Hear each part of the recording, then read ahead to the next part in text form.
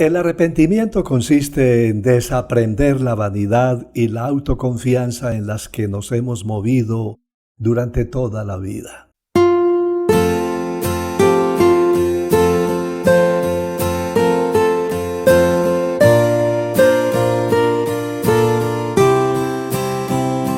Hola y bienvenidos.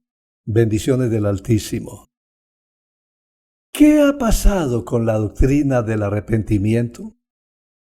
La palabra arrepentimiento casi no se menciona hoy en los púlpitos. Todo el mundo convoca a la oración y al ayuno para que Dios nos salve de la pandemia o de cualquier otra amenaza. Rara vez para dolerse y quebrantarse por las ofensas hechas a Cristo, ya que, según la palabra de Dios, el arrepentimiento es esencial para ver la mano misma de Dios a nuestro favor. El Señor nos dice en 2 Crónicas 7:14, si se humilla mi pueblo, sobre el cual mi nombre es invocado, y oran, y buscan mi rostro, y se convierten de sus malos caminos, ese es el arrepentimiento. Entonces yo oiré desde los cielos, perdonaré sus pecados y sanaré su tierra. Trágicamente, compramos la mentira de que el arrepentimiento es solo para los de la calle, para los inconversos. Pues no. En este versículo se llama al mismo pueblo de Dios al arrepentimiento. El Evangelio puro implica hablar abiertamente del pecado y de la necesidad de arrepentirnos, de poner nuestra confianza en Cristo en lugar de ponerla en la religión o en nuestros méritos. La estrategia de nuestro ministerio mientras espera, al hablar de valores o de temas prácticos, es una manera que usamos para despertar sed de Dios.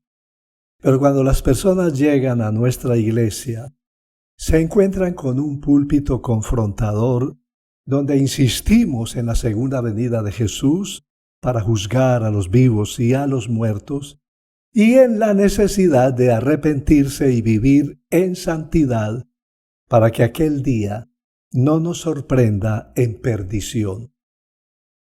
Y para los que ya han estado asistiendo a nuestros cultos con cierta regularidad, les ofrecemos unas charlas personalizadas de formación básica, donde les mostramos todo el plan de Dios y les hablamos de la necesidad de recibir al Señor Jesús como su Salvador y Señor y de arrepentirse de sus pecados, lo cual implica un cambio de vida. Cristo nos ordenó anunciar el arrepentimiento, proclamar por todas partes que su reino se ha acercado y exhortar al pecador a tomar la decisión de dejar atrás la maldad. Nuestro deber es predicar el Evangelio tal y como es, sin quitarle ni añadirle nada. Pero el mensaje que escuchamos hoy desde algunos púlpitos es: solo cree, acepta a Cristo y ya serás salvo. Y el pasaje bíblico que se usa para sustentar esto es la conversión del carcelero de Filipos.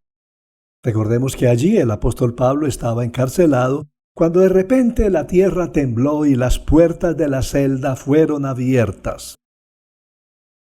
Inmediatamente el carcelero pensó que todos los prisioneros se habían escapado, lo que significaba que sería ejecutado por los romanos.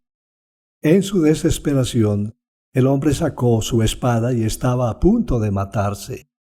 Pablo y Silas lo detuvieron, asegurándole que nadie había escapado. El carcelero entonces, al ver esto, se postró delante de los apóstoles y gritó. Esto está en Hechos 16, versos 30 y 31. Señores, ¿qué debo hacer para ser salvo? Ellos dijeron, cree en el Señor Jesucristo y serás salvo tú y tu casa. Honestamente, ¿cree usted que cuando la Biblia habla de creer en Cristo se refiere únicamente a pronunciar una oración sin que esto implique un cambio sustancial de la vida? Al leer este pasaje es importante recordar que el carcelero estaba al borde del suicidio con la espada en su mano y ya estaba en un momento de arrepentimiento, de rodillas, quebrantado y temblando delante de los apóstoles. Así que su corazón estaba realmente dispuesto para aceptar a Jesús con una fe genuina. Era tan clara su conversión que esa misma noche se bautizó con toda su familia. Hay personas que han hecho la oración de fe y no se han bautizado, o se bautizaron pero sí siguen en sus maldades. Todos, por naturaleza, orientamos el rumbo de nuestra vida de espaldas a Dios y de cara al pecado. Se manifiesta esta tendencia ya de niños. Se muestra abiertamente en nuestra juventud. Algunas personas vuelven la cabeza para mirar a Dios 1 o 2 veces al año. Otros, los más consagrados, 1 vez a la semana, el domingo. Vuelven sus ojos al Señor por 2 horitas, pero no vuelven sus pies. Y cuando han cumplido así, según cree, sus deberes religiosos, dirigen sus miradas de nuevo al mundo y prosiguen tranquilos su marcha lejos de Dios. La nueva vida que plantea Jesús es algo radical. El árbol malo se arranca de raíz porque alándolo de las ramas no podemos hacerlo caer. Igual cuando se trata de cambiar al hombre hay que hacerlo de manera radical. Pero vemos que por cada 1000 que machetean contra las ramas del mal solo hay uno que va buscando la raíz. Cuando se habla de recibir a Cristo es mediante un sincero arrepentimiento acompañado de fe en el Señor Jesús. No es recibirle como algún accesorio más en la vida. Se trata de recibirlo como al mismo sustentador de la vida. Cristo no es solamente alguien que hace que su vida mejore. Cristo transforma toda su vida. Jesús ya no es más alguien a quien usted debe aceptar o invitar, sino alguien que es absolutamente digno de su entrega inmediata y absoluta. El pastor Paul Washer dice: todo aquel que dice que Dios lo ha salvado y sigue viviendo como vivía antes, le pregunto, ¿Dios lo salvó de qué?